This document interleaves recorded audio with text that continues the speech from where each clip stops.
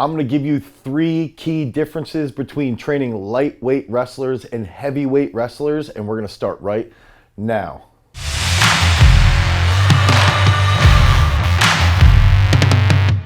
What's up, everybody? I'm Dane Miller from GarageStrength.com, and if this is your first time to the channel and you want to become a freak athlete and absolute animal wrestler, make sure that you like, you subscribe, and you ring that notification bell so we can help you become a champion.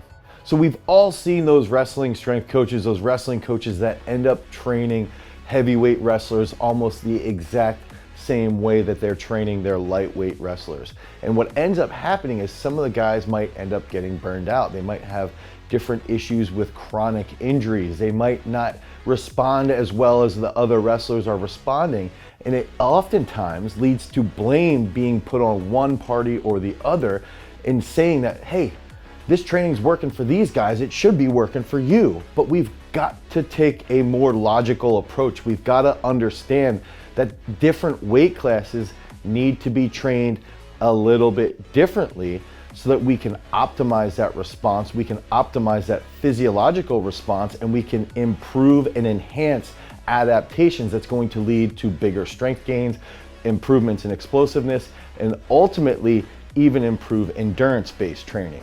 So let's start off right off the bat is determining where is that lightweight realm, right? Where can we think about? And I like to think about 145 pounds down is typically going to be that lighter weight class. So if we're thinking about wrestling in high school, maybe 138 pounds down to 106 is going to be where our lightweights are going to be wrestling. If we're thinking about in the collegiate ranks and even in the high school ranks, I like to think heavier weights are going to be about 170 pounds up. So around 174 will be the start of heavyweight. Some 174 pounders could be lumped into that middleweight weight class. I do like to include that generally from a strength perspective in the heavier weight class. So in the high school division, 170 up. In the collegiate division, 174, 184, 197 heavyweight. Those are going to be our heavyweights that we're specifically talking about. So right off the bat, when we're thinking about this, we've got to think about what are the differences from a strength specific aspect. And if we can think about our lightweight athletes, our lightweight wrestlers from a strength realm have to focus on more relative strength. So more pound for pound strength.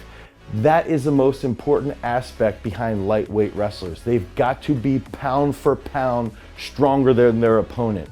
The heavyweight wrestlers have to have more absolute strength. So if you're walking around at 240, 250 pounds, that absolute strength means that you've got to be able to squat more than your opponent, not necessarily from a pound for pound perspective, but just have a bigger squat, a bigger bench press, more pull-ups with weight attached to you, bigger dips, anything along those lines. So you can train relative strength with the heavyweights, you can train absolute strength with the lightweights, but the most important strength characteristic is developing pound for pound strength with the lightweight wrestlers, absolute strength with the heavyweight wrestlers.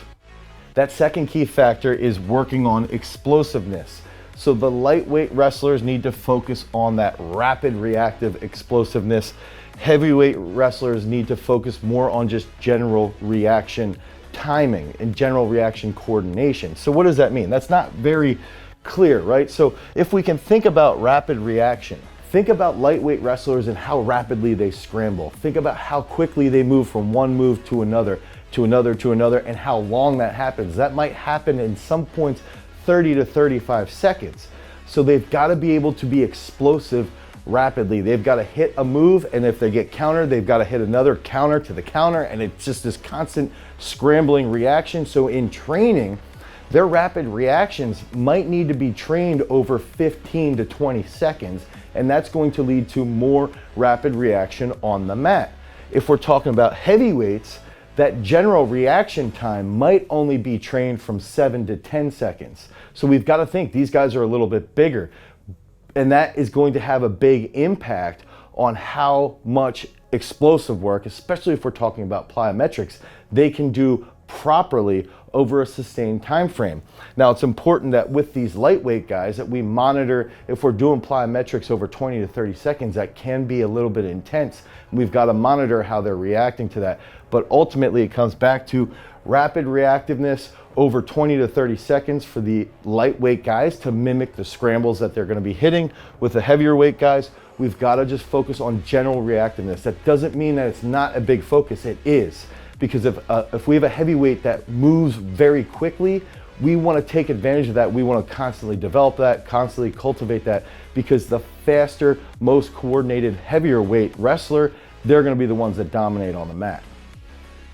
So before we head to that third aspect, we use all these principles at GarageStrength.com inside of our in-season, our preseason, our postseason wrestling programs. You can head over to GarageStrength.com right now. You can pick up one of these programs. It's down on the link down below. We use this to help develop multiple state champions in the state of Pennsylvania and to help develop two-time world bronze medalist Nick Gwiazdowski.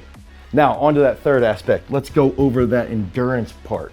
Okay, where do we want to see from an endurance perspective the difference between the lighter weight wrestlers and the heavier weight wrestlers? And this is a really key component here.